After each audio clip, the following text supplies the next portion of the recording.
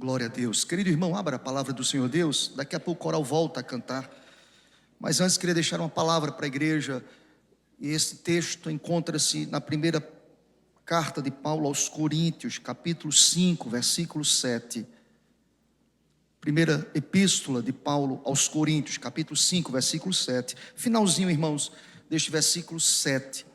Está escrito o seguinte: pois também Cristo, nosso Cordeiro Pascal, foi imolado, foi sacrificado. Vamos todos juntos? Pois também Cristo, nosso Cordeiro Pascal, foi imolado, foi sacrificado. Meus irmãos, de fato nós entendemos o que significa a Páscoa. E eu queria nesta manhã reiterar essa verdade a cada coração aqui presente em nome de Jesus.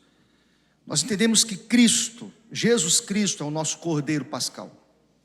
Nós entendemos que o que aconteceu no Velho Testamento foi uma sombra daquilo que substancialmente, essencialmente aconteceria em Cristo Jesus. É pela morte de Cristo que nós temos vida, meus irmãos. É pelo sangue de Cristo que nós somos libertos e purificados de todo pecado. Um dos símbolos mais abençoados, mais eloquentes de Jesus no Antigo Testamento, nós sabemos que alguns fatos do Antigo Testamento tipificam e apontam fatos do Novo Testamento. Eu penso, irmãos, que um dos fatos mais eloquentes no Antigo Testamento é justamente o Cordeiro da Páscoa. Nós conhecemos a história, nós sabemos que a base do Velho Testamento acerca da Páscoa encontra-se no texto de Êxodo, capítulo 12. Nós conhecemos ali a história que na noite do grande livramento dos israelitas, eles deveriam imolar um cordeiro, eles deveriam passar o sangue no batente das portas, e o anjo do Senhor passaria pelas casas, e ao ver o sangue, este anjo passaria por cima dessas casas, e nessa casa o anjo não iria aplicar a sentença, o juízo. Está registrado em Êxodo capítulo 12, versículo 13: o sangue vos será por sinal nas casas em que estiverdes, quando eu vir o sangue, passarei por vós. Nós conhecemos a história que foi na noite da morte dos primogênitos egípcios. Eles foram mortos, mas o sangue do cordeiro estava aspergido nos umbrais da porta. A proteção, o livramento, a salvação do Senhor alcançou aquelas casas. E quando nós olhamos para o Novo Testamento, nós entendemos, irmãos, que no cenáculo, na inauguração ali, o sacramento da ceia, o Senhor Jesus firma uma nova aliança com o seu povo, uma aliança de sangue, um sacrifício perfeito, uma graça que se estende às nossas casas, um livramento, uma salvação. Pense, irmãos, assim como no Velho Testamento, Êxodo 12, tipifica o livramento dado por Deus a uma nação, ao povo de Israel, quando o sangue fora aspergido sobre os umbrais, nós entendemos que em Cristo, no sacrifício essencial, perfeito, irreparável, o sangue de Jesus também foi aspergido e derramado sobre os nossos corações, e de fato jamais enfrentaremos a condenação eterna, porque o sangue de Jesus foi derramado sobre as nossas vidas. Aleluia. Nós celebramos essencialmente a verdadeira Páscoa. E por que eu li esse texto aqui nesta manhã, queridos? Porque quando nós estudamos aqui o capítulo 5 de 1 Coríntios, nós entendemos que Paulo está aqui escrevendo a uma igreja que está em crise moral, em crise espiritual. Paulo tem o interesse aqui de corrigir essa igreja. Paulo tem o interesse aqui de ensinar esta igreja. E o que me chama a atenção, irmãos, por isso que eu li esse texto nesta manhã, é porque Paulo não usa aqui regras. Paulo usa a teologia da Páscoa. Paulo não coloca esta igreja para falar sobre purificação, sobre normativas, sobre regras. Ele aponta para a Páscoa. Ele aponta para o sacrifício de Jesus, ele aponta para a teologia da Páscoa. Ele lembra que, assim como os judeus removiam o fermento de suas casas, para que eles pudessem celebrar a libertação do Egito. Paulo vai ensinar essa igreja dizendo: nós também precisamos remover o pecado, nós precisamos remover aquilo que é impuro, nós precisamos dar à Páscoa o verdadeiro sentido que foi alcançado e conquistado por Cristo na cruz. Paulo quer ensinar esta igreja, e Paulo usa aqui especificamente a ideia da celebração da Páscoa dos judeus no Velho Testamento.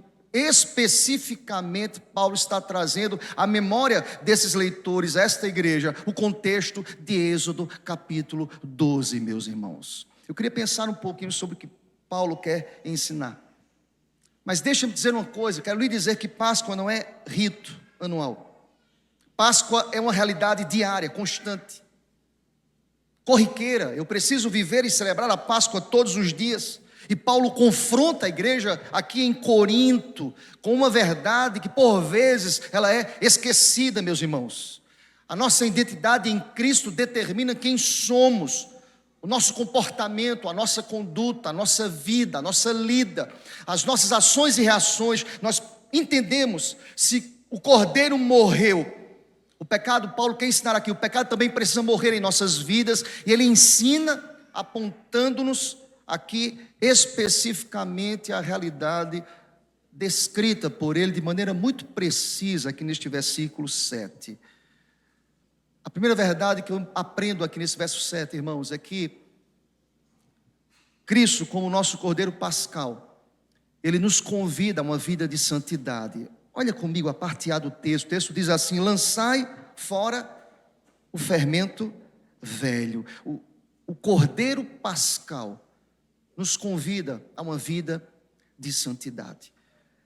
Me chama a atenção como Paulo ele usa a nomenclatura da celebração da Páscoa descrita em Êxodo capítulo 12, abrindo o versículo 7, a parte A, dizendo: olha, o Cordeiro Pascal te convida a uma vida de santidade, mas para que essa vida de santidade possa existir em nossas vidas, nós precisamos lançar fora o fermento velho. Vamos entender um pouquinho aqui o contexto. Eu preciso entender por que Paulo está falando aqui em fermento, pastor, em lançar fora o fermento velho.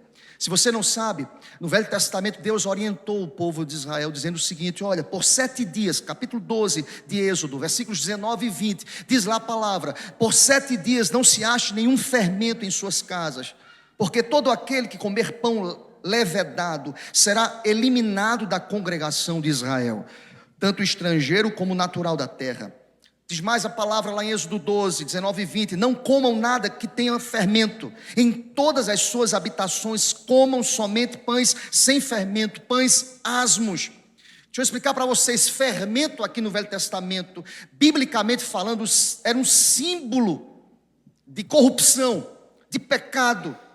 Era um símbolo silencioso. Nós não podemos, em uma receita, nós não podemos identificar o fermento, ele se mistura.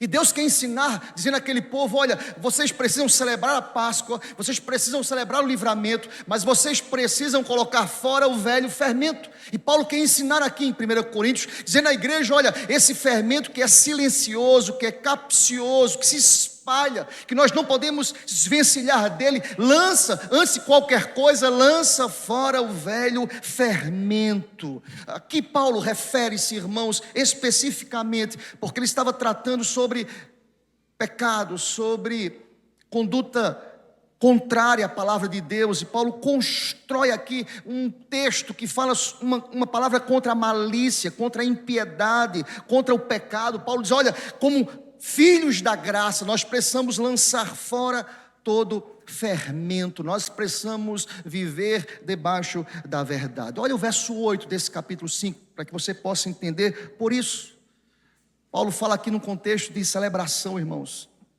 Por isso, celebremos a festa não com o velho fermento, nem com o fermento da maldade, nem com o fermento da malícia, e sim com os asmos da sinceridade e da verdade. Olha aqui para mim, querido.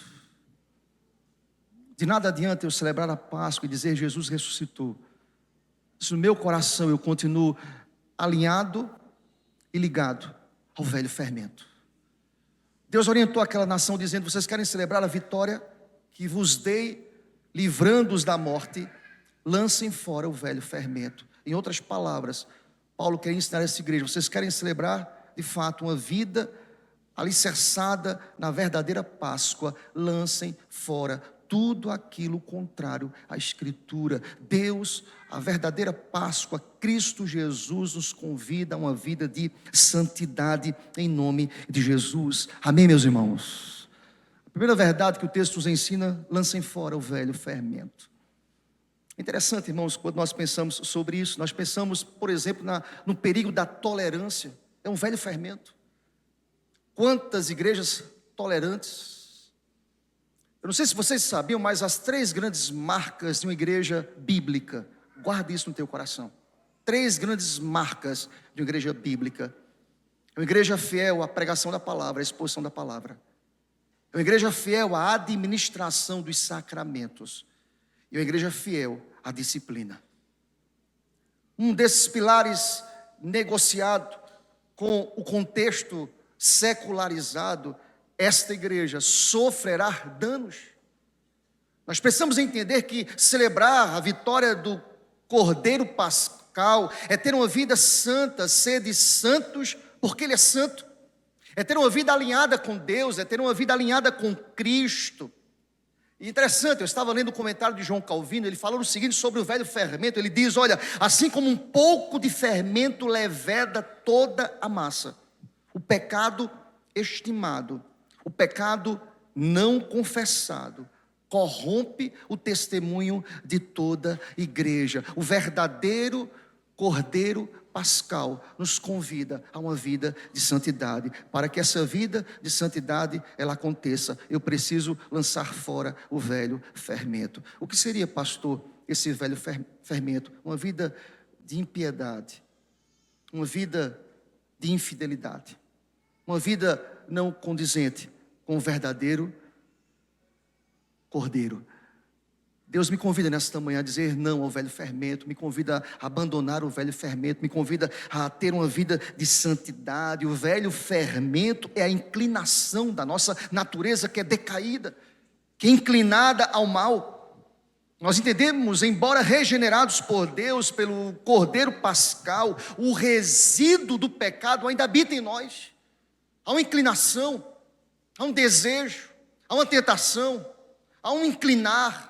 Há um coração que é inclinado ao mal, há um coração que é enganoso. Há uma palavra clara aqui na celebração da Páscoa: nós precisamos lançar fora o velho fermento. Esse velho fermento não mais diz respeito à minha nova condição de vida. Há uma ideia posta aqui nesse texto: eu preciso celebrar a Páscoa lançando fora o velho fermento em nome de Jesus.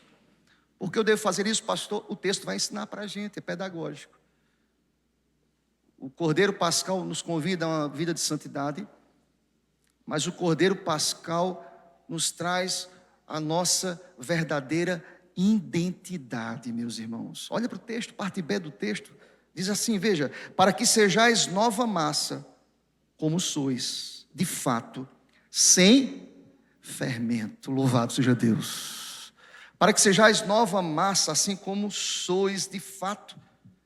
Eu entendo, irmãos, que esta é a chave da teologia paulina. Há uma identidade: vivo não mais eu, mas agora o Cordeiro Pascal, agora Cristo vive em mim. É como se Paulo dissesse a essa igreja: olha, não vivam uma vida de impiedade, de impurezas e de impureza. Vocês são santos, vocês são diferentes. Vocês não são conduzidos mais pelo velho fermento, vocês são de fato massa, vocês são novas criaturas. É interessante como a parte B do versículo 7 mostra-nos uma limpeza total. Nós somos santos. E sabe o que me chama a atenção nesse texto, irmãos, na teologia paulina, é que ele não diz limpem-se para serem santos. Mas a parte B do verso 7 nos ensina algo profundo. Ele diz assim: limpem-se porque vocês já são santos em Cristo. Há um posicionamento aqui na parte B do verso 7. Olhem comigo mais uma vez, por gentileza: para que sejais nova massa, como sois. Há uma identidade, há um posicionamento, irmãos. Em Cristo, de fato, nós somos declarados justificados, santificados. Glória a Deus por isso. Somos declarados, olha a ideia da Páscoa do Velho Testamento: pães asmos, sem fermento. Nossa justiça não vem de nós, mas é imputada por Cristo. Você é uma massa sem fermento, querido. Você é nova criatura, você é santo, você está separado. Vivo neste mundo, mas eu não sou deste mundo. E quem nos trouxe esse posicionamento, esta identidade? O Cordeiro Pascal que venceu na cruz por nós. Aleluia. Você é uma massa sem fermento, meu irmão. Entenda isso em nome de Jesus. Amém, meu irmão? Olha aqui para mim, Paulo quer dizer a essa igreja: você é uma massa sem fermento. Há uma identidade aqui em nós. Há uma ideia aqui bíblica do texto. Há um imperativo aqui: limpem-se. A palavra limpar aqui está no imperativo, é uma ordem aqui para a gente. Porque eu devo me limpar, pastor, não para ser santo, eu devo me limpar porque eu sou santo, eu sou massa, eu sou nova criatura. Limpem-se, é uma ordem. A palavra aqui no grego não está numa ideia de opção. Eu devo me limpar porque eu preciso obedecer ao Cordeiro Pascal. Eu devo limpar porque eu devo obedecer ao meu Senhor. E esta ordem baseia-se no indicativo aqui do texto: vocês são massa. A ordem baseia-se no indicativo: vocês são. Quem nasceu de novo precisa se limpar. Quem nasceu de novo precisa se purificar. Quem nasceu de novo precisa ter vida santa. Não para ser santo, porque é santo, porque foi transformado pela graça do Cordeiro Pascal. Aleluia. Note bem, uma das doutrinas mais interessantes da Bíblia é a ideia e a condição de que Deus me fez santo. Note bem, querido, nós não lutamos contra o pecado para sermos salvos, mas nós lutamos contra o pecado porque nós fomos salvos. Você entende isso? Amém, meu irmão? Deixa eu pegar a nomenclatura aqui da Páscoa de Êxodo 12. Nós não colocamos o fermento velho fora porque eu quero ser uma massa. Eu coloco o velho fermento fora porque eu já sou uma massa. E quem me trouxe essa identidade e essa condição foi o próprio Deus. Aleluia. Mas o texto termina aqui, irmãos. Primeiro, o Cordeiro Pascal me convida a uma vida de santidade. Segundo, o Cordeiro Pascal me traz a minha verdadeira identidade. Eu sou de Cristo, aleluia. Eu sou nova criatura, eu sou massa. Eu não devo ser levedado pelo velho fermento. O velho fermento não existe mais, logo já não eu sou eu que vive, dizia Paulo, mas Cristo vive em mim, aleluia. Mas por fim, para a gente terminar essa reflexão nesta manhã, o verdadeiro Cordeiro Pascal renova a minha esperança, aleluia. Amém, meu irmão? A minha esperança é renovada em Cristo. Olha o final do texto, diz assim: Cristo, nosso Cordeiro Pascal, a nossa Páscoa, foi imolado, foi sacrificado. É interessante, irmãos, como Paulo identifica Jesus como cumprimento do tipo veterotestamentário. O termo imolado aqui está, note bem, o termo imolado está no passivo aoristo, indicando o evento histórico definitivo e acabado. Ninguém mais precisa completar. Note bem, é como se Paulo quisesse dizer o seguinte: olha, no Velho Testamento os ritos precisavam ser repetidos. Mas a palavra usada por Paulo aqui no original nos apresenta o passivo, aqui o termo no passivo aorista, para dizer que o que Cristo fez foi definitivo e acabado. O sacrifício vicário do Cordeiro Pascal foi perfeito. Ele foi sacrificado, ele se deu em nosso lugar, ele se fez maldito. O seu sacrifício foi perfeito. A esperança da raça humana foi renovada. Cristo ressuscitou, aleluia. Cristo venceu, Cristo fez tudo perfeito. Ele tomou o nosso lugar. É por isso que a minha esperança está renovada, irmãos. Ele foi imolado aqui. Há uma ideia aqui jurídica. Aqui uma substituição penal. Deixa eu explicar para vocês isso, irmãos. Como o cordeiro no Egito morreu no lugar do primogênito. Diz a palavra aqui que Cristo recebeu a ira de Deus em nosso lugar.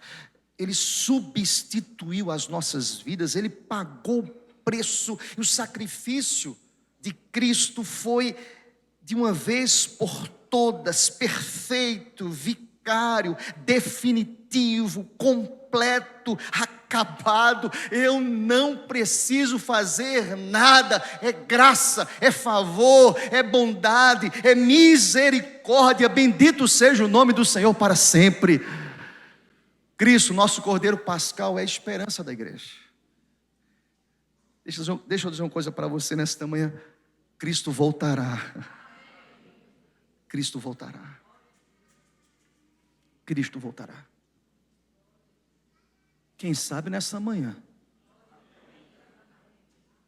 Eu não sei porque você não disse amém, meu irmão, mas Deus sabe. Quem sabe você precisa colocar fora o velho fermento, quem sabe. Quem sabe você precisa se posicionar. Eu sou massa. Eu não posso ser levedado por fermento velho.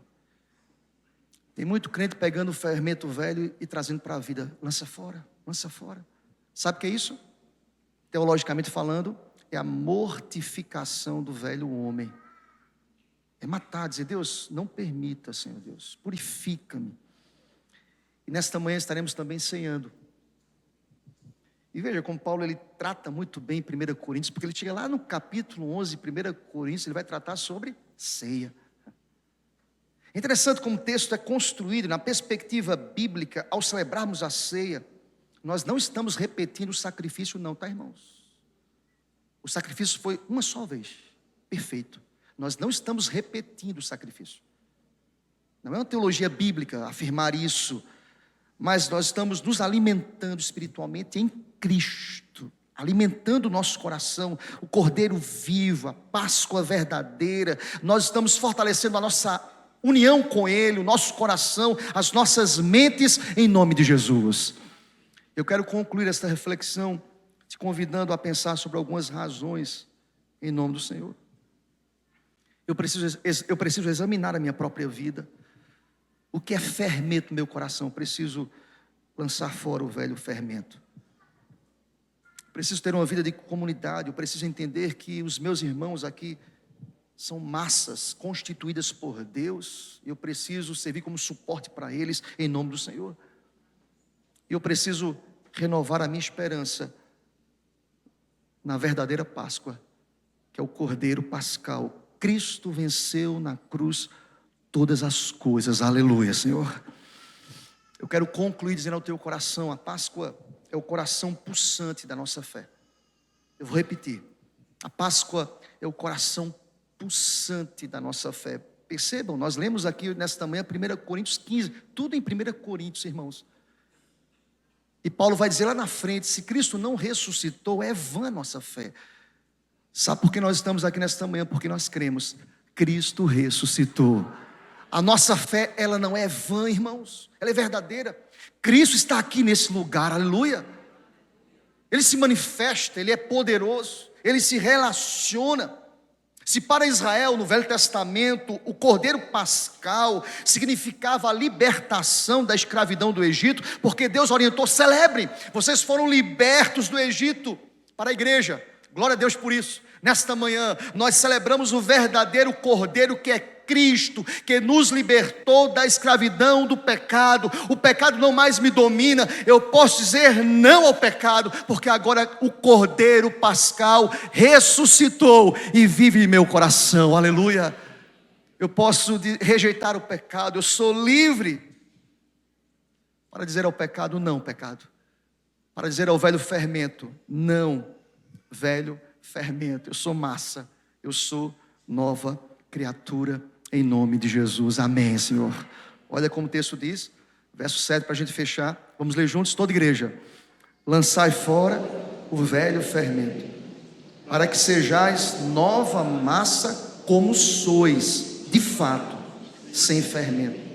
Pois também Cristo, nosso Cordeiro Pascal, foi imolado, foi sacrificado. Seja Deus louvado e exaltado para sempre.